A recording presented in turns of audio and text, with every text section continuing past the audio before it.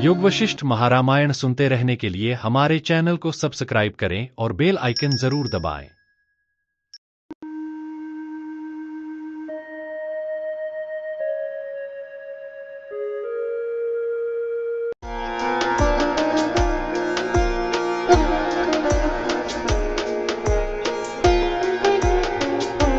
सर्ग 116 श्री राम और वशिष्ठ जी के बीच चौथे प्रश्न के समाधान को लेकर संवाद प्रस्तुत करता है। इसमें वशिष्ठ जी राजा लवण के माया जाल और राजसूय यज्ञ के प्रभाव का संदर्भ देते हुए योग की भूमिका का वर्णन करते हैं। श्री राम ने लवण राजा के माया जाल और राजसूय यज्ञ के अनिष्ट प्रभाव की सत्यता पर प्रश्न किया। वशिष्ठ जी ने कहा कि वे स्वयं उस घटना के साक्षी थे और योग बल से इसे प्रत्यक्ष देखा। वशिष्ठ जी ने मन को विभिन्न क्रियाओं और भोगों का आधार बताया। इसे शुद्ध करने के लिए हठ योग और राजयोग का मार्ग दिखाया। उन्होंने समझाया कि मन की अशुद्धियां विकल्पों से उत्पन्न होती हैं और समाधि से उन्हें समाप्त किया जा सकता है। वशिष्ठ जी ने कहा कि अविद्या, चित्त और जीव में कोई भेद नहीं है। चित्त के विकल्प रहित होने से आत्मज्ञान होता है और सब कुछ आत्मस्वरूप हो जाता है। श्री राम ने मन की चपलता के कारण उसके विनाश की कठिनाई पर प्रश्न किया। वशिष्ठ जी ने समझाया कि ब्रह्मांडीय प्रक्रिया में मन की नश्वरता प्रमाणित होती है। प्रारब्ध के क्षय और आत्मबोध के उदय से मन का नाश संभव है। वशिष्ठ जी ने मनोनाश के उपायों में 7 योग भूमिकाओं का वर्णन किया, जो चित्त को ज्ञान से प्रकाशित कर आत्म तत्व में स्थापित करती है। सर्ग 116 का मुख्य उद्देश्य मन की प्रकृति, उसकी नश्वरता और योग के माध्यम से मनोनाश और आत्मज्ञान की प्रक्रिया को समझाना है। वशिष्ठ जी ने स्पष्ट किया कि समाधि और आत्मबोध के द्वारा सभी दुखों का अंत और ब्रह्म की प्राप्ति होती है। ये थे सर्ग 116 के भावार्थ। और अब आइए विस्तार से जानते हैं सर्ग 116 को। योग वशिष्ठ महारामायण सर्ग 116 उत्पत्ति प्रकरण। चौथे प्रश्न के समाधान के लिए पूर्वोक्त अर्थ के दृष्टांत रूप से उपोदघात सहित योग भूमिका का वर्णन। चौथे प्रश्न का उत्तर जानने की इच्छा कर रहे श्री रामचंद्र जी चौथे प्रश्न के उत्तर में सहायक, दूसरे प्रश्न के उत्तर में प्रमाण पूछते हैं। श्री रामचंद्र जी ने कहा, हे प्रभु, राजा लवण ने अपने चंडालत्व की कल्पना रूप ऐन्द्रजालिक द्वारा दिखलाए गए माया जाल में राजसूय प्रयुक्त अनिष्ट फल पाया। यह जो आपने इतिहास कहा, इसमें क्या प्रमाण है? प्रत्यक्ष प्रमाण तो हो नहीं सकता, क्योंकि यह मेरे मानसिक राजसूय यज्ञ का फल है। इसे लवण राजा जान नहीं सकता। यद्यपि अन्य लोगों के लिए उसमें प्रमाण का अवसर नहीं है, तथापि योग बल से मुझे वह प्रत्यक्ष है। इसलिए मेरे प्रत्यक्ष से ही और लोगों में भी उसकी प्रसिद्धि है, ऐसा वशिष्ठ जी समाधान करते हैं। श्री वशिष्ठ जी ने कहा, जब ऐन्द्रजालिक राजा लवण की सभा में आया, उस समय मैं वहां पर विद्यमान था। यह सब कुछ मैंने प्रत्यक्ष देखा। उस ऐन्द्रजालिक के चले जाने पर सभासदों ने और राजा लवण ने बड़े प्रयत्न से मुझसे पूछा कि यह क्या हुआ। लवण और सभासदों के पूछने पर योग बल से देखकर और विचार कर मैंने वहां पर उनसे जो ऐन्द्रजालिक का अभिप्राय कहा था, वह आपसे कहूँगा, आप सुनिए। राजसूय यज्ञ करने वाले लोग 12 वर्ष तक आपत्ति रूप दुख को प्राप्त होते हैं, जिसमें विविध प्रकार की व्यथाएं होती हैं। हे श्री रामचंद्र जी, इसलिए इंद्र ने राजा लवन के दुख के लिए ऐन्द्रजालिक का वेश धारण किए हुए देवदूत को आकाश से भेजा। राजसूय यज्ञ करने वाले उस राजा लवण को महाक्लेश देकर वह देवता और सिद्धों से सेवित आकाश मार्ग में चला गया।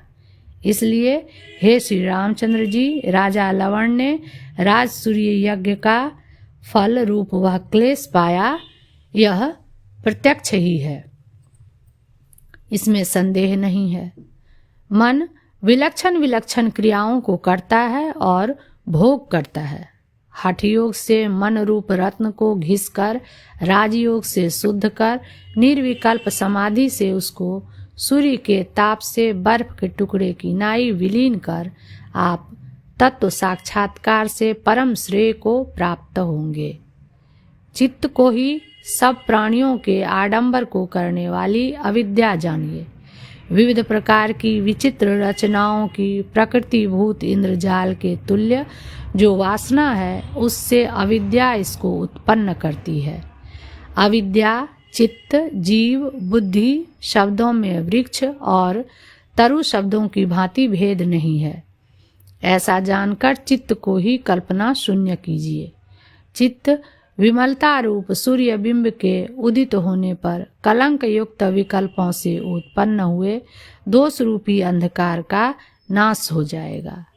यदि कोई शंका करे कि अपने चित्त का लय होने पर या अपनी अविद्या का क्षय होने पर अपने अदृष्ट उपार्जित अपनी अविद्या के कार्य की ही निवृत्ति होगी, सबके अदृष्ट से उपार्जित अविद्या के कार्य की निवृत्ति नहीं होगी, क्योंकि अपना चित्त उनके कार्य का कारण नहीं है। इस पर सबके अदृष्ट से उपार्जित कार्य और सबके उपभोग्य सब अविद्या कार्य ही है। सर्वात्मक आत्मदर्शन से उनका दर्शन हो जाता है, सब आत्मभूत किया जाता है, सबका त्याग किया जाता है और सबका विनाश किया जाता है। इसमें तनिक भी असंभावना नहीं करना चाहिए। इस आशय से कहते हैं, चित्त विमलता रूप सूर्य के उदित होने पर वह वस्तु नहीं है जो न देखी जाती हो, वह वस्तु नहीं है जो आत्मस्वरूप न की जाती हो, वह वस्तु नहीं है जिसका परित्याग न किया जाता हो, क्योंकि वह वस्तु नहीं है जो आत्मीय न हो, वह वस्तु नहीं है जो परकीय न हो, वह आत्मीय होता है, सब परकीय होता है, सब सदा सब होता है। यह परमार्थ स्थिति है। इसमें मधु ब्राह्मण श्रुति प्रमाण है। इसलिए समाधि के परिपाक से उत्पन्न होने वाले बोध से मन और मन के कार्यभूत प्रपंच का और अविद्या का एक रस ब्रह्मात्म भाव शेष रहता है, ऐसा पद्म द्वारा उपसंहार करते हैं। जैसे जल में रखे हुए कच्चे रंग बिरंग के मिट्टी के बर्तन एक पिंड बन जाते हैं, वैसे ही दृश्य पदार्थ समूह, उनको विषय करने वाला विचित्र वृत्ति रूप बोध और उससे उपहित सब जीव एक यानी ब्रह्मैक रस हो जाते हैं। गुरु की उक्ति का निचोड़ अर्थ अनुवाद पूर्वक दिखलाते हुए श्री रामचंद्र जी अपनी बुद्धि के द्वारा तर्कित उपायों से मन का विनाश होना संभव नहीं है, ऐसा समझते हुए मन के उच्छेद का दूसरा उपाय जानने के लिए गद्य से पूछते हैं। श्री रामचंद्र जी ने कहा, हे महात्मन, इस प्रकार मन का विनाश होने पर संपूर्ण दुखों का विनाश हो जाएगा। आपने कहा, पर यह चित्त तो अत्यंत चपल वृत्ति है, इसका विनाश कैसे हो सकता है? मन के उच्छेद का उपाय कहने के लिए श्री वशिष्ठ जी प्रतिज्ञा करते हैं। श्री वशिष्ठ जी ने कहा, हे रघुकुलभूषण, मन के शमन के लिए आप युक्ति सुनिए, जिसको जानकर आप अपनी इंद्रियों के संचार के अगोचर ब्रह्म में मनोवृत्ति धारा को प्राप्त होंगे। यदि श्री रामचंद्र जी शंका करे, जिस मन का अनादि संसार में कभी नाश हुआ ही नहीं, उसके विनाश की संभावना कैसे हो सकती है? इस पर उसके विनाश की संभावना के लिए बीच बीच में उसके नाश की प्रसिद्धि को और परिणामी स्वभाव होने से अन्य प्राणियों की तुल्यता को दिखलाने के लिए पूर्वोक्त सात्विक आदि भेद से त्रिविध जीव सृष्टि का स्मरण कराते हैं। यहाँ पर ब्रह्म से सब भूतों की त्रिविध अर्थात सात्विक, राजस और तामस 3 प्रकार की उत्पत्ति जो पहले कही है उसका यहाँ पर स्मरण करना चाहिए। अपने संकल्प की विचित्रता से ब्रह्मांडाकार में परिणित हिरण्यगर्भ के मन का विनाश प्रलय में प्रसिद्ध है, क्योंकि उसके कार्य भौतिक पदार्थों का विलय देखा जाता है, इसलिए वह भी नश्वर है ऐसा अनुमान किया जा सकता है। इस प्रकार मूल कारण मन में विनाश स्वभावता का निश्चय होने पर उसके तुल्य स्वभाव होने के कारण हमारे मन में भी उक्त विनाश स्वभावता की संभावना की जा सकती है। इस आशय से कहते हैं, आद्य मन की कल्पना से चतुर्मुखाकार देह वाला मैं हूँ।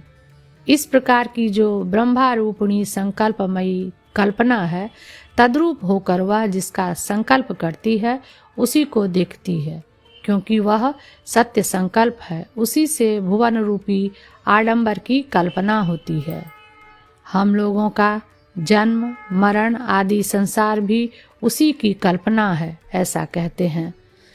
जगत में जन्म मरण सुख दुख मोह आदि संसार की कल्पना करती हुई 4000 युग वाले अपने दिनों में तत् अनुकूल रचनाओं द्वारा निर्मित देवता असुर आदि के अनंत नामों से भार पूर्वक स्थित होकर जैसे धूप में रखा हुआ बर्फ का टुकड़ा अपने कारण तेज में लीन हो जाता है, वैसे ही वह भी शेष शय्याशायी भगवान विष्णु में स्वयं विलीन हो जाती है। फिर सृष्टि काल में भगवान के नाभि कमल से आविर्भूत होकर दूसरे कल्प की सृष्टि के रूप से पूर्व की कल्पना उत्पन्न होती है और फिर कल्पांत में लीन हो जाती है और फिर उदित होती है। इस प्रकार जब तक अधिकार प्रापक प्रारब्ध का क्षय नहीं होता, तब तक संसार के प्रवाह में बहते हुए प्रारब्ध का क्षय होने पर स्वतः स्फुरित हुए आत्मबोध से अपने आप शांत हो जाती है। इस प्रकार अन्य हिरण्यगर्भों के मन में भी नश्वरता प्रमाण सिद्ध है, ऐसा कहते हैं। इस ब्रह्मांड में भी प्रत्येक परमाणु में करोड़ों ब्रह्मांडों की कल्पना है, इसलिए अनंत ब्रह्मांड कोटियां और अन्य ब्रह्मांडों में भी व्यतीत हो गई होगी और हैं, जिनकी संख्या नहीं है। जैसे समष्टि मन पुरुष के प्रयत्न से होने वाले उपासना और ज्ञान से वृद्धि को प्राप्त होते हैं और शांत होते हैं, वैसे ही व्यष्टि जीवों के मन भी जन्म मरण के हेतु काम कर्म वासना और संकल्पों से बढ़ते हैं। निरोध और ज्ञानाभ्यास के प्रकर्ष से शांत हो जाते हैं, इसलिए मनोनाश असंभावनीय नहीं है। इस आशय से सृष्टि काल से लेकर मोक्ष पर्यंत जीव सृष्टि का संक्षेप और विस्तार से वर्णन करते हैं। पूर्वोक्त समष्टि कल्पना के परमात्मा में स्थित होने पर व्यष्टि जीव जैसे परमात्मा में स्थित होने पर व्यष्टि जीव जैसे परमात्मा में आकर जीता है और मुक्त होता है, उसे सुनिए। संक्षेप से सूचित अर्थ का व्याख्यान करने की इच्छा वाले श्री वशिष्ठ जी पहले ईश्वरादागद्य ईश्वर से आकर इस अंश का विवरण करते हैं। प्रलय काल में उपाधि का विलय होने से अव्याकृत में लीन हुए जीवों की संस्कार मात्र से अवशिष्ट मनः शक्ति पहले अव्याकृत से शब्द तन्मात्र रूप आकाश शक्ति का आविर्भाव होने पर पहले से उत्पन्न उसी आकाश शक्ति का अवलंबन करके स्वयं भी उदित होकर पवन शक्ति रूप स्पर्श तन्मात्र की उत्पत्ति होने पर पवन में स्थित पवनता के अनुसरण करने वाली हो। तदंतर पहले प्राप्त रूप रस और गंध रूप तन्मात्रा के क्रम से अपंचीभूत पंच तन्मात्रता को प्राप्त होकर मन, बुद्धि, अहंकार, चित्त रूप व्यवहार हेतु जीवोपाधिता को प्राप्त हो पूर्वोक्त मनः शक्ति वृद्धि को प्राप्त होकर प्रकृति होती है। पंचीकृत स्थूल प्रकृति होकर पंचीकृत आकाश, वायु, तेजो रूपता के संकल्प से हिम, वृष्टि आदि जड़ रूपता को प्राप्त होकर धान, गेहूं आदि औषधियों में प्रवेश करती हुई अन्न होती है। पुरुषों द्वारा उपभुक्त होकर वीर्य रूपता को प्राप्त होकर कलल, बुद्बुद आदि के क्रम से प्राणियों को गर्भ दशा की प्राप्ति होती है। तदंतर उससे जीव उत्पन्न होता है। जन्म के अनंतर कदाचित पुण्य की अधिकता से वह कर्म और ज्ञान का अधिकारी पुरुष होता है। उस पुरुष को पैदा होते ही बचपन से लेकर विद्या अध्ययन करना चाहिए और तत्वज्ञानी गुरु का अनुगमन करना चाहिए। तब क्रमशः पुरुष को तुम्हारे तुल्य विवेक, वैराग्य आदि साधन संपत्ति होती है। चित्तवृत्ति की स्वच्छ दृष्टि से पुरुष को संसार रूपी अनर्थ हेय है और मोक्षोपाय उपादेय है, ऐसा विचार उत्पन्न होता है। गद्यों द्वारा उक्त अर्थ के सारांश को पद्य से कहकर उपसंहार करते हुए उक्त प्रकार के पुरुष में आत्यंतिक मनोनाश की उपायभूत योग भूमिका का अवतरण करते हैं। अन्यान्य साधनों से वृद्धि को प्राप्त हुए पूर्व विवेक से युक्त निर्मल सत्व गुणमयी ब्रह्मणादि उत्तम जाति वाला मैं हूँ, यूं अभिमान रखने वाले अधिकारी पुरुष के अटल होने पर परम पुरुषार्थ के लिए आगे कही जाने वाली 7 प्रकार की योग भूमिका, जो कि चित्त को ज्ञान द्वारा प्रकाशमान करने वाली है, क्रम से अर्थात चित्त की उपरमता के तारतम्य के क्रम से आविर्भूत होती है। 116वां सर्ग समाप्त।